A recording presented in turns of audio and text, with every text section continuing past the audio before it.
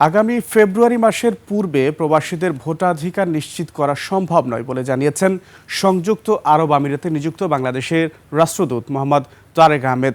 আবুধাবিস্থ বাংলাদেশ দূতাবাস কার্যালয়ে আয়োজিত রেমিটেন্স যোদ্ধা দিবস ও জুলাই উদযাপন উপলক্ষে আয়োজিত অনুষ্ঠানে তিনি একথা বলেন।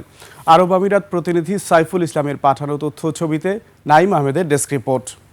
কালার এক্সপার্ট, জর্জ স্যাপ এবং মাইল্ড অন হ্যান্ডস টেকনোলজি সমৃদ্ধ অরিক্স ক্রিস্টাল ওয়াশ আপনার লন্ড্রি এক্সপার্ট। আবুধাবিতে বাংলাদেশ দূতাবাসে ৩৬ জুলাই ও রেমিটেন্স যোদ্ধা দিবসের আয়োজন।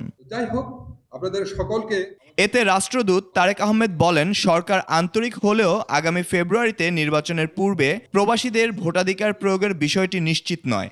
আমি নিশ্চিত না যে এটা এই যে সামনে যে ফেব্রুয়ারি ইলেকশন, এখন থেকে ৬ মাসেরও কম সময় আছে, এই সময়ের মধ্যে এটি করা যাবে এটার ব্যাপারে আমি আপনাদেরকে আশা দিতে পারছি না। বাট আমি আপনাদেরকে এটা বলি যে এটা নিয়ে সরকার খুবই আগ্রহী। রাষ্ট্রদূত আরও বলেন, বিভিন্ন দেশের নিয়মকানুন পরীক্ষা নিরীক্ষা করা হচ্ছে। প্রবাসীদের ভোটাধিকার প্রয়োগের জন্য ৩০০ সংসদীয় আসনের ব্যালট স্থাপন করতে হবে, যা বর্তমান প্রেক্ষাপটে অনেকটা জটিল।